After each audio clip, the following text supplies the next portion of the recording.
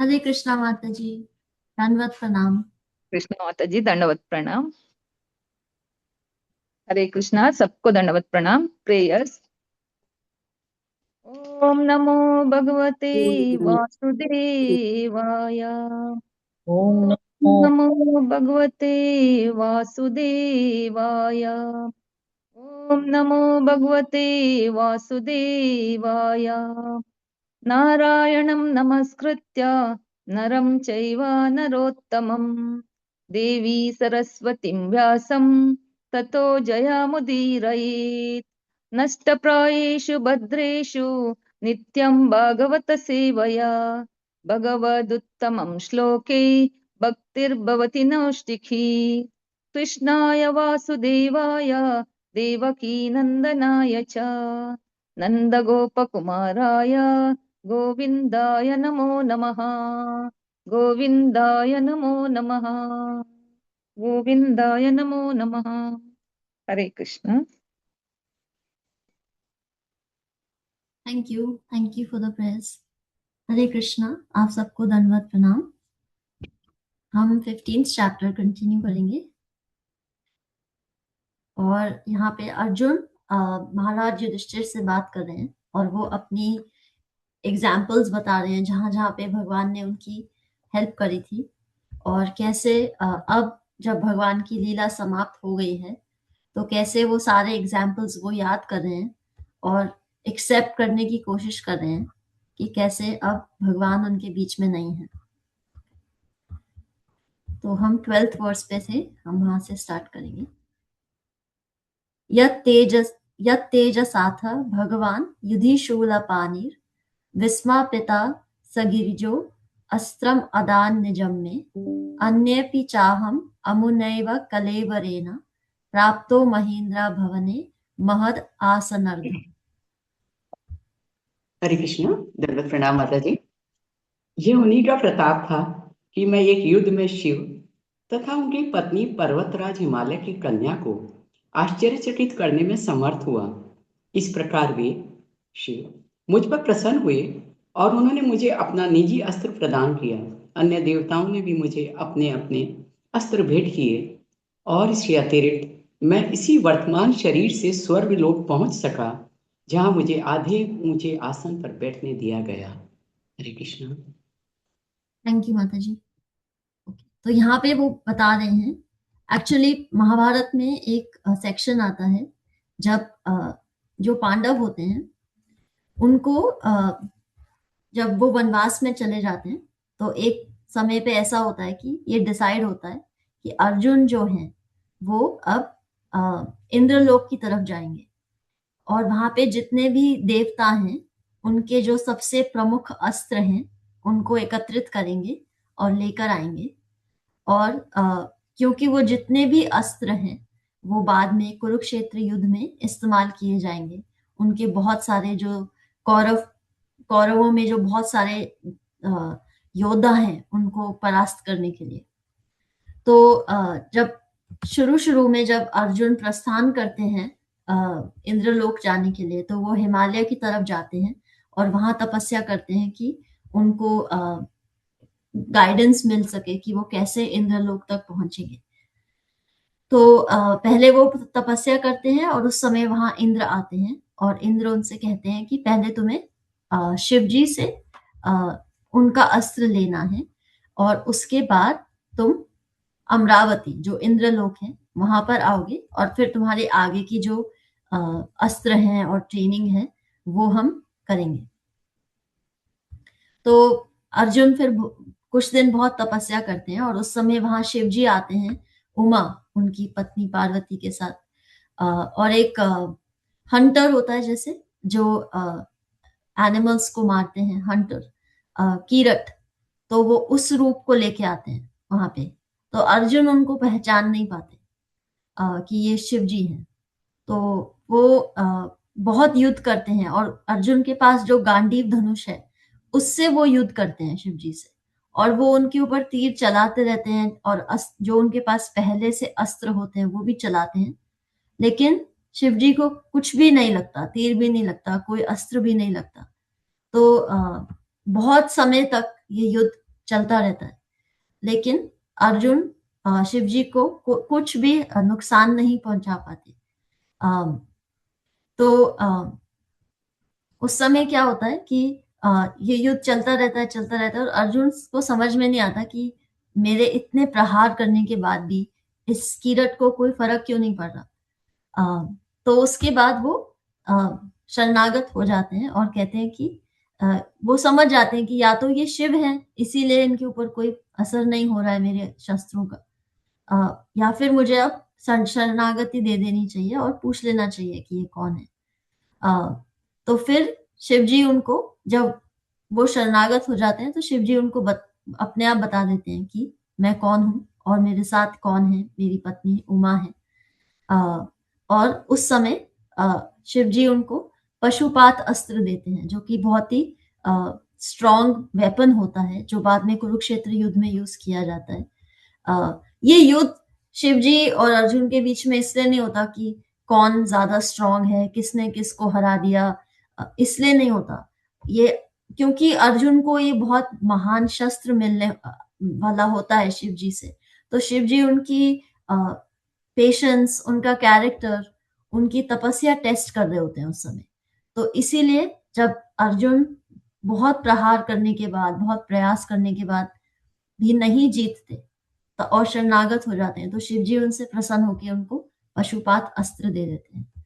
तो ये इसका रेफरेंस यहाँ दिया जा रहा है कि जब, क्योंकि अगर भगवान ने उनको इतनी स्ट्रेंथ दी थी और इतनी विभूति दी थी, इसीलिए अर्जुन इतना प्रयास और प्रहार कर सके।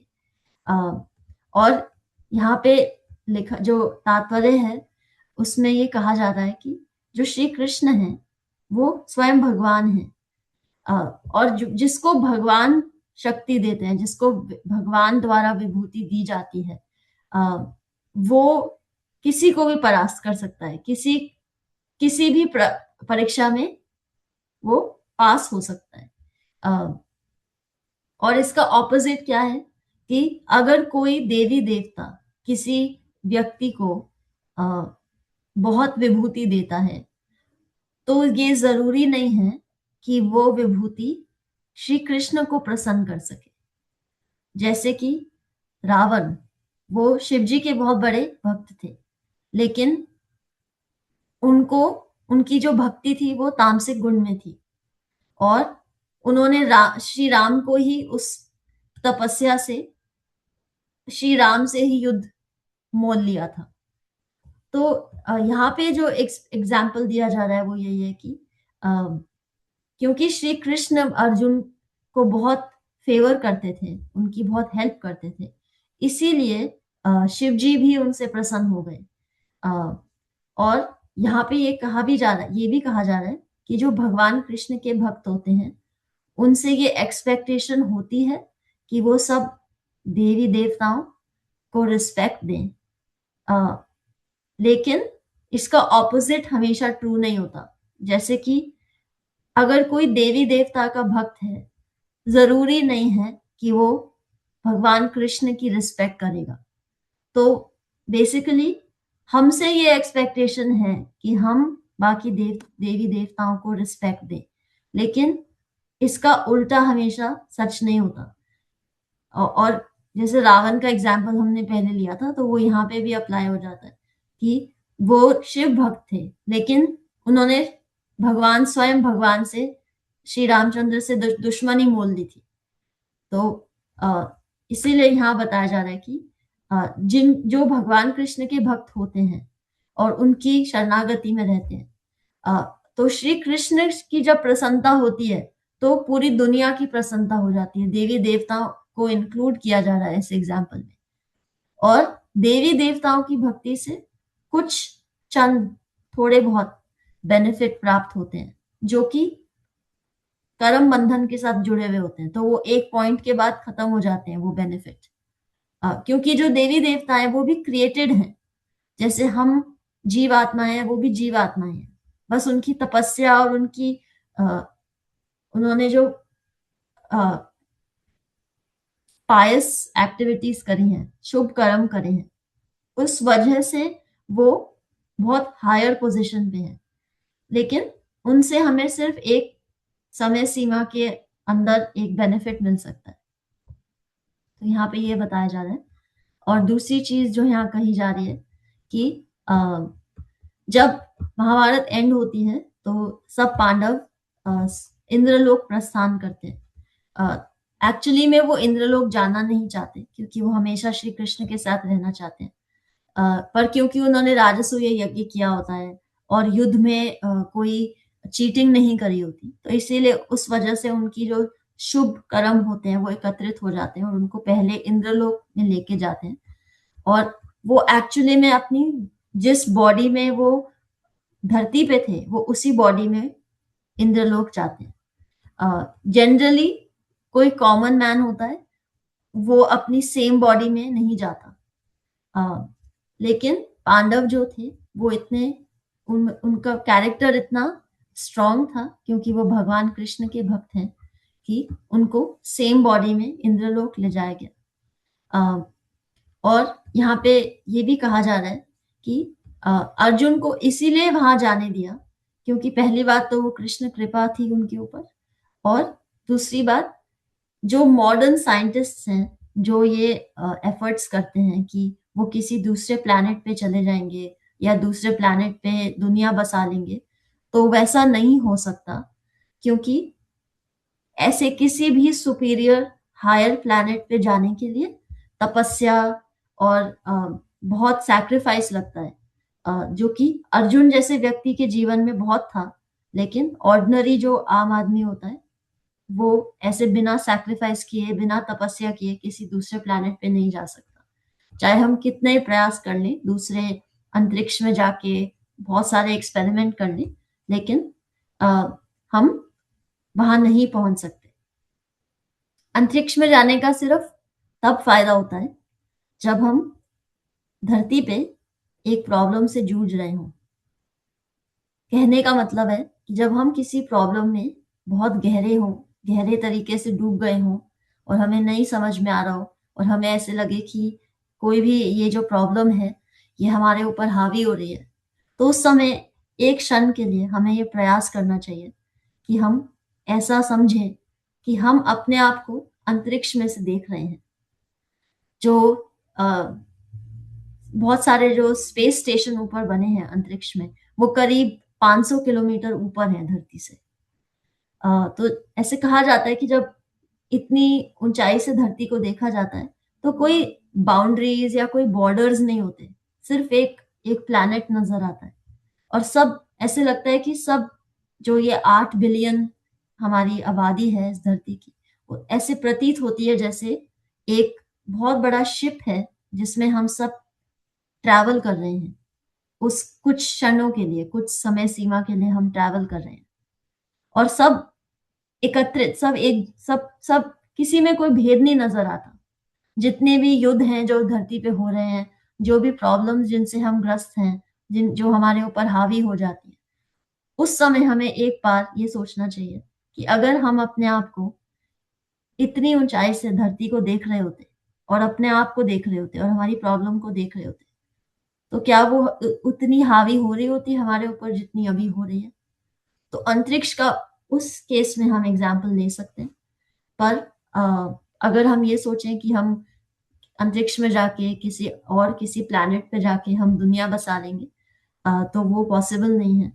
हमें जो दुनिया मिली है अगर उसमें हम तेरा और मेरा करते रहेंगे तो फिर हम इसी दुनिया में घूमते रहेंगे। अगर हमें इंस्टाग्राम के जमाने में अगर इस जो भौतिक जगत है और ये जो जीवन की जो संसार चक्र में हम हैं उसके लिए एक हैशटैग निकालना हो, जैसे हम लोग वेकेशन पे जाते हैं तो कोई हैशटैग दे देते हैं कि हैशटैग ट्रैवल एडवेंचर या hashtag weekend travel, something like that. उसी प्रकार अगर हमें हमारे संसार चक्र को, इस दुनिया को अगर हमें डिस्क्राइब करना हो एक हैशटैग में, तो उसके लिए भगवत गीता बहुत अच्छा एग्जाम्पल देती है। हैशटैग जन्म मृत्यु जरा व्याधि, यही है। आप अपने आसपास देख लीजिए, आपसे पहले की जनरेशन्स को देख लीजिए और आपके आगे की जो जनरेशन है उनको देख लीजिए, किसी की लाइफ में कोई डिफरेंस नहीं है। सब इन 4 स्टेजेस से निकलते हैं और इन्हीं 4 स्टेजेस में रहते हैं। तो केवल भक्ति में ये पॉसिबिलिटी है कि हम इस साइकिल में से निकल सके। तो जब हम अपने आप को किसी प्रॉब्लम में पाते हैं तो हमें ये ध्यान लगाना चाहिए कि इस दुनिया की साइकिल यही है, जन्म मृत्यु जरा व्याधि, जन्म मृत्यु जरा व्याधि, जन्म मृत्यु जरा व्याधि। नो डिफरेंस, किसी की लाइफ में कोई डिफरेंस नहीं है। लेकिन हमारे पास ऑप्शन है अल्टीमेटली यहाँ से जाने का, और इसीलिए जब हम प्रॉब्लम्स में होते हैं तो वो हमारे लिए एक रीडायरेक्शन होती है। जब हमें लाइफ रिजेक्ट करती है या दुनिया रिजेक्ट करती है तो अक्सर क्या होता है, हम रिजेक्शन को बहुत पर्सनली ले लेते हैं कि हमारा तो कुछ भी नहीं होएगा, हम तो ये जो भी परिस्थिति आई है उससे हम इतने विषादग्रस्त हो जाते हैं। पर रिजेक्शन जो होता है वो एक तरह का रीडायरेक्शन होता है। क्योंकि जो भक्त होता है उसके पास 3 चीजें होनी बहुत जरूरी हैं अपनी भक्ति की प्रोग्रेस को चेक करने के लिए। तो पहला होता है कि आप अपने आप में सेल्फ रिफ्लेक्शन कितना कर रहे हैं, आप कितना रिफ्लेक्ट कर रहे हो कि मेरे लिए ये भक्ति क्यों इंपॉर्टेंट है, या अगर नहीं है इंपॉर्टेंट तो क्यों नहीं है, मेरे को क्या करना पड़ेगा इंपॉर्टेंस समझने के लिए इसकी। बिकॉज अगर हम भक्ति को सिर्फ एक एक्टिविटी मान लेते हैं कि हाँ ये कर लेंगे अगर समय मिला तो, अगर नहीं मिलेगा तो कल कर लेंगे, तो ये हमारे लिए फिर एक ऑर्डिनरी हमारी एक्टिविटी है, हम इसको प्रायोरिटी नहीं देते। लेकिन भागवतम में जितने भी हमने अभी तक भक्तों के एग्जाम्पल पढ़े हैं उन सब ने, वो सब राजा हैं, ये क्षत्रिय परिवार है पूरा, तो उनकी रिस्पॉन्सिबिलिटीज हमारे से बहुत ज्यादा है। वो सिर्फ एक परिवार या 2 परिवार या 10 रिस्पॉन्सिबिलिटीज नहीं संभाल रहे, वो पूरी दुनिया संभाल रहे हैं। और उसके बीच में पॉलिटिक्स भी है और ईर्ष्या भी है और फैमिली प्रॉब्लम्स भी हैं, सब कुछ है, सब कुछ है। महाभारत के लिए कहा जाता है कि इसमें जो भी कुछ आप पढ़ेंगे या सुनेंगे वो सब इस दुनिया में आपको मिल जाएगा, पर जो इसमें नहीं है वो इस दुनिया में भी आपको नहीं दिखेगा। महाभारत में इतने प्रकार की इस दुनिया की डिस्क्रिप्शंस हैं और एग्जाम्पल्स हैं। तो इसीलिए तो पहला हमारे पास ऑप्शन होता है कि हम रिफ्लेक्ट करें कि भक्ति हमारे लिए इंपॉर्टेंट है या नहीं है। ओके, तो ये पहली चीज है। दूसरा क्या होता है, भगवान हमेशा जब परिस्थिति आती है, सपोज आपके जीवन में को अगर हम एक कार्ड्स का डेक समझें, जैसे ताश के पत्ते होते हैं वैसे समझें, तो भगवान हमारे कार्ड शफल कर रहे हैं। जब कार्ड्स खेलते हैं तो पहले कार्ड शफल करते हैं, वो कार्ड शफल कर रहे हैं। जब वो कोई परिस्थिति आपके आगे रख देते हैं जो कि आपकी अनुसार दुखदाई है, तो वो आपको रिजेक्ट नहीं कर रहे, वो आपको रीडायरेक्ट कर रहे हैं कि ठीक है, ये जन्म मृत्यु जरा व्याधि के बहुत सारे हैशटैग हो गए, अब हम हैशटैग चेंज करेंगे, थोड़ा सा हम रीडायरेक्ट करेंगे अब लाइफ को, तो प्लीज मेरी तरफ देखो, प्लीज मेरे से जुड़ो। ओके, तो ये दूसरी चीज है। एंड थर्ड जो सबसे इंपॉर्टेंट है, जिसको हम कई बार अंडर एस्टिमेट भी करते हैं, भक्ति के बहुत सारे अंग हैं। आप डीटी वर्शिप, जो अर्च विग्रह की सेवा करिए, धाम में निवास करिए या धाम को विजिट करिए, भागवतम सुनिए, कीर्तन करिए, एंड फाइनली साधु संग, भक्तों के बीच में रहिए, भक्तों से बात जुड़िए और भक्तों से ही बात कीजिए। सबसे इंपॉर्टेंट साधु संग है। तो ये 3 मैट्रिक्स हैं, 3 तरीके हैं जब हम एवेल्युएट कर सकते हैं कि भक्ति हमारे लिए हमारी लाइफ में कितनी इंपॉर्टेंस रखती है।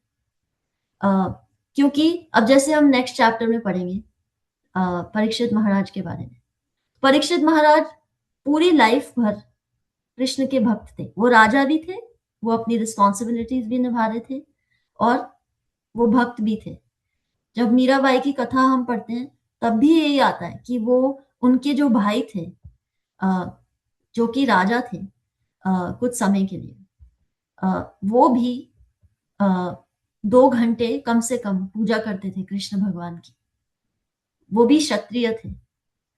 तो उनके लिए पूरी लाइफ में भगवान प्रायोरिटी थे, शुरू हमेशा से थे। ऐसे नहीं था कि अब हमें समय मिल रहा है या अब हमने सुन लिया है कि ऐसा होता है, शुरू से थे।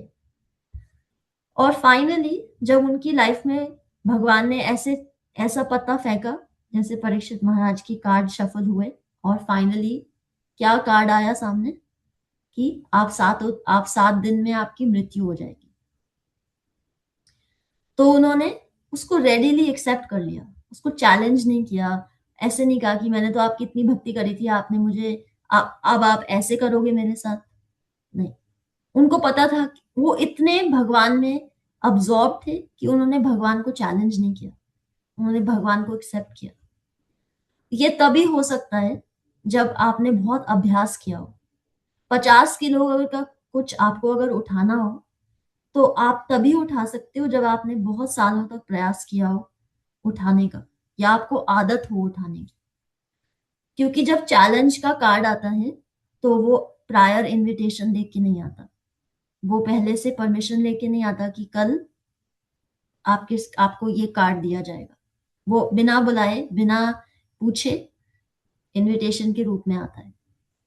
तो इसीलिए हमें बारी बारी भागवतम के एग्जाम्पल से ये असेस करना चाहिए कि हमारी भक्ति हमारे लिए इम्पोर्टेंट है या नहीं है, और क्यों नहीं है अगर नहीं है तो। और जब हमें कार्ड्स डील किए जाते हैं तब हम कितनी बार रिजेक्शन को पर्सनली ले लेते हैं या फिर उसको रीडायरेक्शन समझते हैं कि भगवान हमें रीडायरेक्ट कर रहे हैं कि बहुत हो गया ये जन्म मृत्यु जरा व्याधि, एक बार कुछ नया ट्राई करो, कुछ बेटर ट्राई करो। एडवर्टाइजमेंट्स भी यही कहते हैं ना, बहुत हो गया ये पुराना लोशन लगाते हुए, अब कुछ नया ट्राई करिए। बहुत हो गया ये आपको ये खाना खाए हुए, अब कुछ नया ट्राई करिए। तो ये हमें भक्ति हमें यही बता रही है कि बहुत हो गया जन्म मृत्यु जरा व्याधि, प्लीज जगो, कुछ अपने लिए अच्छा करो। हम सब दुनिया में लोगों के लिए अच्छा करना चाहते हैं। हमारी रिस्पॉन्सिबिलिटी ये भी है कि उन लोगों में हमारा भी नाम हो, हम अपने लिए भी कुछ अच्छा करें। लोगों के लिए हम अच्छा कर पाएंगे जब हम अपने लिए अच्छा करते हैं। एंड थर्ड, हमें साधु संग में रहना बहुत जरूरी है। जो पांडव थे वो हमेशा साथ में रहे, और जब अर्जुन इंद्रलोक भी चले गए थे तब भी वो हमेशा द्रौपदी और अपने 4 भाइयों के बारे में सोचते रहे। वो ये नहीं थे अमरावती में जाके जहां अप्सराएं थी, गंधर्व थे, वो भूल गए कि अब तो मुझे सब मिल रहा है यहाँ पे, मुझे वापस जाने की क्या जरूरत है। और उनकी बहुत सारी परीक्षाएं हुई थी उस समय ऐसी कि उनको ये लोभ दिया गया कि तुम यहाँ रह सकते हो, तुम्हें कोई परेशानी नहीं होगी। तो उन्होंने यही कहा कि मैं धर्म के विरुद्ध नहीं जा सकता, जो मेरी पत्नी द्रौपदी के साथ अन्याय हुआ था उसका जवाब देना मेरे लिए बहुत जरूरी है। तो उन्होंने धर्म की रक्षा करी, धर्म ने उनकी रक्षा करी। उनको सभी देवताओं के सारे अस्त्र मिल गए थे जब वो 5 साल इंद्रलोक में रहे, और बहुत सारे बीच में युद्ध उन्होंने लड़े ताकि वो इस प्रकार सशक्त हो कि जब कुरुक्षेत्र का युद्ध हो तब वो उसको विजय पा सके। और भगवान कृष्ण की डायरेक्शन में ही सब कुछ हुआ, और भगवान कृष्ण ने उनको हर जगह सपोर्ट करी।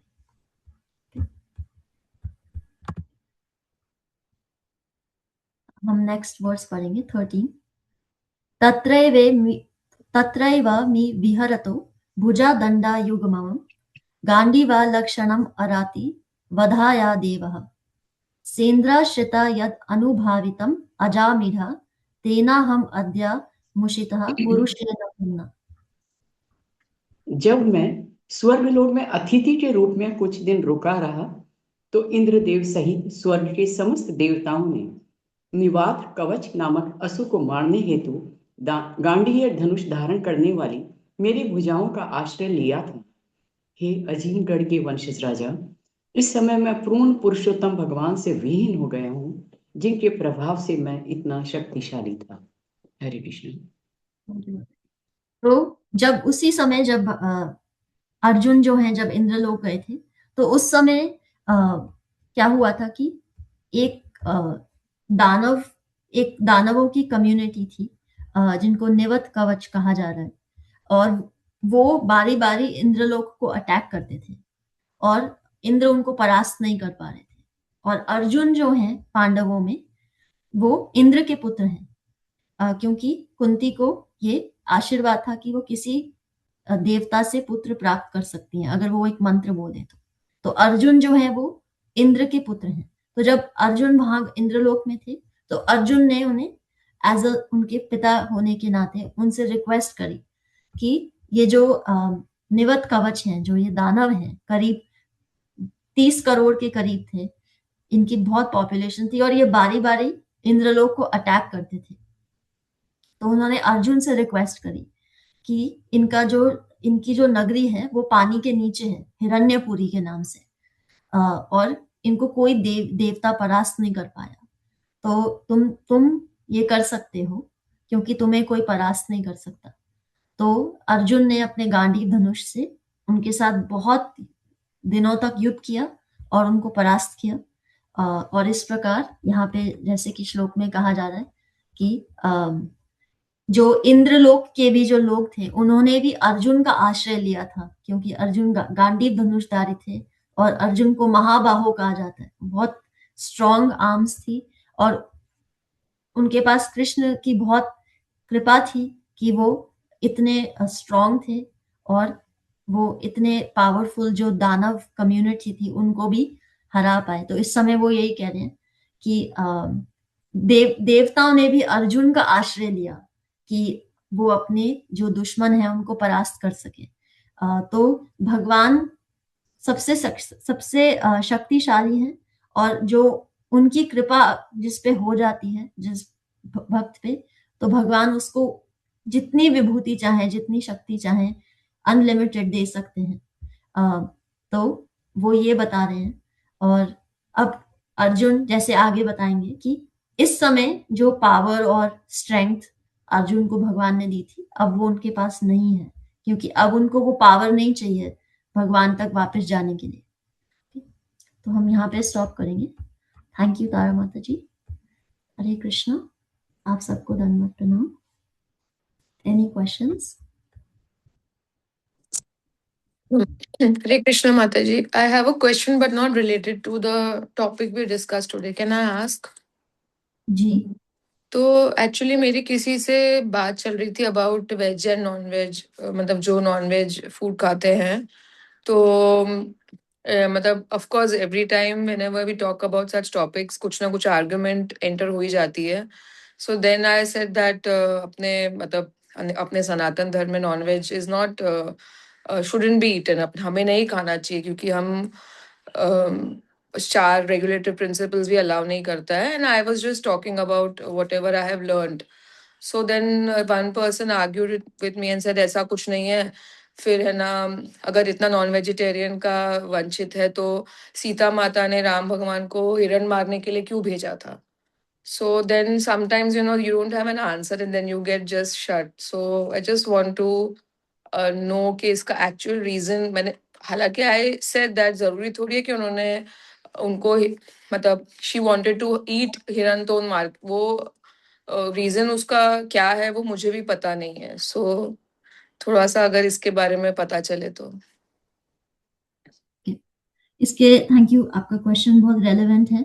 तो हम इसको 2 ओपिनियन से अंडरस्टैंड करने की कोशिश करेंगे। पहली चीज, सनातन धर्म में नॉनवेज मना है, इसका सिंपल एक ही श्लोक में भगवान उत्तर दे रहे हैं भगवत गीता में, पत्रम पुष्पम फलम तोयम। मुझे पत्रम पुष्पम फलम तोयम, उन्होंने सिंपली कहा है कि मुझे आप पत्रम पुष्पम फलम तोयम ये ऑफर करिए। और कैसे करिए? यो में भक्तया प्रयच्छति, भक्ति से, प्यार से। और अश्नामी प्रयतात्मना, अश्नामी, मैं उसे एक्सेप्ट करूंगा।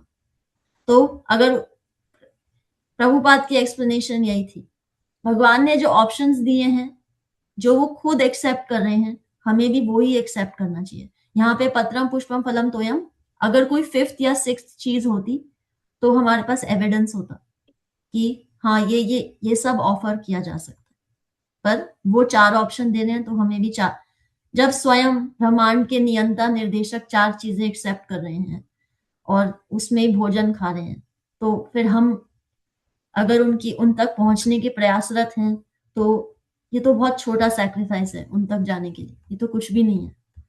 सेकंड, जब सीता जी ने राम को कहा था कि आप हिरण के पीछे जाइए, तो उन्होंने मारने के लिए नहीं कहा था कि उनको मार के लाइए। वो उनकी ब्यूटी से, क्योंकि वो मरीच थे, एक्चुअली एक दानव थे, वो असली हिरण नहीं थे, पर वो इतने सुंदर प्रतीत हो रहे थे, क्योंकि जो असुरों की जो नेचर होती है वो यही होती है, वो इस प्रकार किसी को भगवान से विमुख करते हैं, ऊपर से दृष्टि जो वो प्रतीत कराते हैं बहुत सुंदर कराते हैं। तो जो मरीच थे वो हिरण वेश में आए थे, और श्री राम को उन्होंने कहा था कि आप इनको पकड़ लीजिए, उसको ले आइए, क्योंकि वो उसको पालना चाहती थी, वो उनको रखना चाहती थी, उनको खाना नहीं चाह रही थी कि ये हमारे पास हम इसको पकड़ लेंगे और इसको काट के खा लेंगे। उनकी ये इंटेंशन नहीं थी, और ये वाल्मीकि रामायण में है, तो हम वाल्मीकि रामायण को ही रेफरेंस देते हैं, तो आप उसमें भी इसको उनको बता सकते हैं। एंड अल्टीमेटली हमें ये समझना चाहिए कि जब हम भगवान की कोई भी लीला स्टडी करते हैं, ये बात हमें अंडरस्टैंड करनी चाहिए कि हम उसे 100% कभी भी अंडरस्टैंड नहीं कर पाएंगे।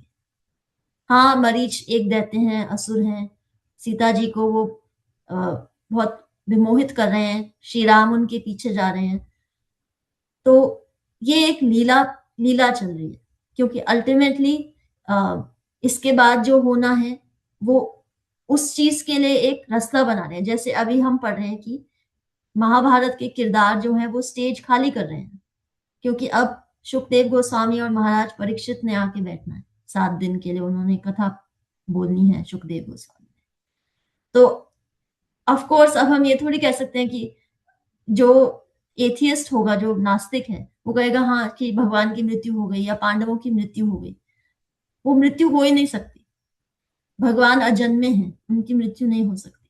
तो एक्चुअली क्या होता है कि जो शास्त्र से, जब हम शास्त्र को बेसिस बना के आर्ग्यूमेंट नहीं देते, तो हम नास्तिकों को पावर दे देते हैं कि आप कुछ भी बोलिए, हम आपको, आपके आगे हम आपकी बात को एक्सेप्ट कर लेंगे। एंड ऑफन टाइम्स जब आपसे कोई ये एक आर्ग्यूमेंट दे, तो एक्चुअली क्या होता है,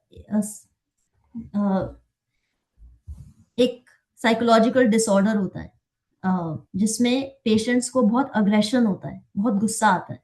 तो उनके साथ जो फैमिली मेंबर्स होते हैं, उनको ये कहा जाता है कि उनके साथ डील करने से पहले वो कोई भी प्रश्न पूछें आपको एजिटेट करने के लिए या परेशान करने के लिए, तो सबसे पहला रिस्पॉन्स आपका क्या होना चाहिए?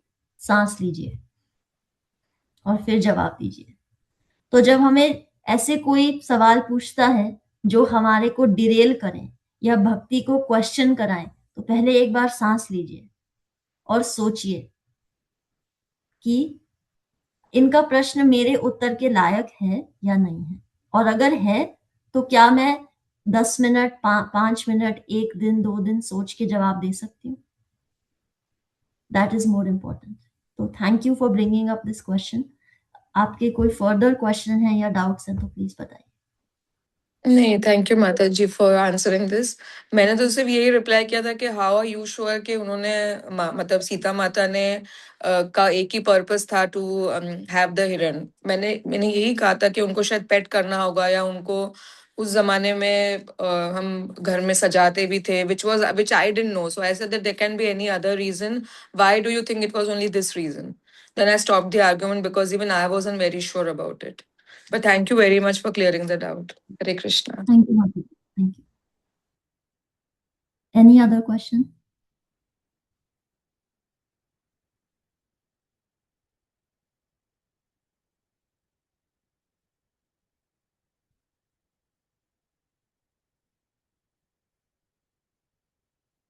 ओके, मंगल ध्वनि।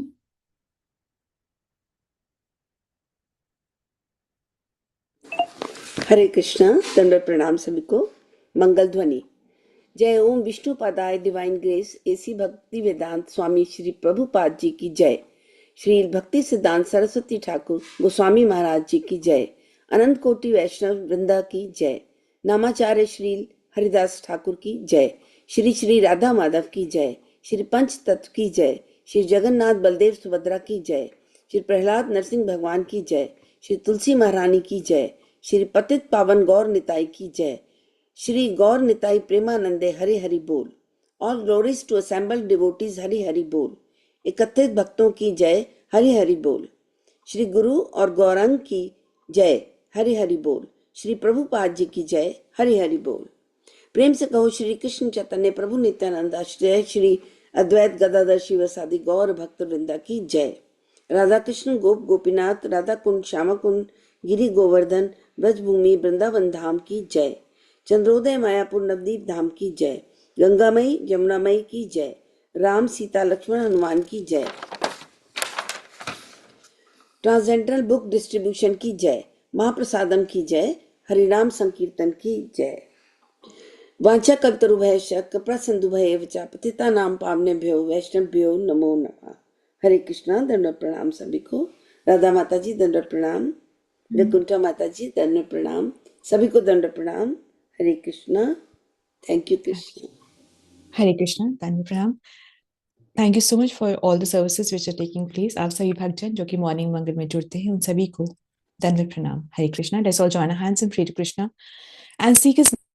We can all do our chanting offenselessly and become sincere devotees. Hare Krishna. Let's all join our hands and pray to Krishna to bless all those who are suffering from any kind of ailments to recover faster so that we can serve the lotus feet of Krishna with our complete sincerity, true hearts.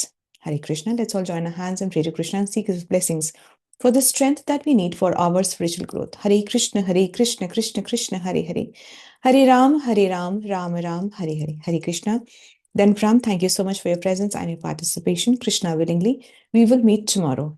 Are there any special occasions today that we can all collectively pray for? Okay, thank you. I think today is Param Mehra's anniversary, so we'll all collectively pray for her, so that together as a couple they can serve the lotus feet of Krishna. Hare Krishna, Krishna Krishna, Hare Hare, Hare Rama, Rama Rama, Hare Hare. Hare Krishna. Dhanapram, thank you so much. And Shruti Mataji, I'm very, very happy to know that you're talking to people about Krishna. That is really very, very nice. तो शुरू में बहुत कुछ हमको सुनना पड़ता है, flag भी मिलता है, पर never get discouraged, never ever get discouraged. ये भी बहुत कम को ही ऐसा अपमान या दुख या दर्द भी बहुत कम को मिलता है कृष्ण के लिए. So accept it with open arms and never get discouraged. You can change or you can आपका जो आंसर्स हैं उसको आप और उसको स्ट्रेंथन कर सकते हैं विथ नॉलेज जो कि आप कर रहे हैं. But never get discouraged to talk to people. वो आपसे लड़ लेंगे जरूर, पर बाद में उनको वो एक बार सोचेंगे जरूर, और उन्होंने जो सोचा ना उसकी स्वीकृति वो जो मिलेगा वो भी आपको मिलेगा. जी माता. आपने उनको सोचने पे भी मजबूर किया ना कृष्ण के लिए, तो that benefit also comes to your account. So never get discouraged. Very, very nice, Mataji. And bring up certain queries and keep talking to people. As many people as you can. माता जी normally हर बार challenging mode में ही question आता है. कहीं पर भी आप जाओ, whether family friends wherever, the question that comes back is always in a challenging mode. So थोड़ा मैं तो घबरा जाती हूँ फिर. But yes, I am sure I am getting this. Firstly आप जैसे पहले आप सबसे पहले ना जैसे माताजी से take a deep breath and then just say chant one round inside. आप थोड़ा टाइम ले लो अपने लिए, and then calm yourself, compose yourself, and then वो आपको प्रोवोक करने के लिए ही बोल रहे हैं, और अगर आप हो गए तो उनकी विक्ट्री और अपनी हार हो गई. So take your time, you know, and just pray to Krishna that I'm going to answer this, please help me. And then always ask for more time. Sure, but always ask for more time. Thank you, Mataji. Thank you, Radha Mataji, for such a beautiful explanation. Very, very nice. Very nice, Mataji. Thank you, Mataji. We are really blessed to have your association. So thank you so much. Hare Krishna. Krishna willingly, we will meet tomorrow. Hare Krishna. Hare Krishna. Danvat pranam. Danvat pranam. Danvat pranam. Hare Mataji, Krishna माता जी, दंडवत प्रणाम। दंडवत Krishna प्रणाम। Mataji, Danvat pranam. Thank you, ma'am. Danvat pranam. हरे कृष्ण माता जी। Danvat pranam, Mataji. Hare Krishna. So end सबको the session. दंडवत प्रणाम। प्रणाम सबको दंडवत। Danvat pranam.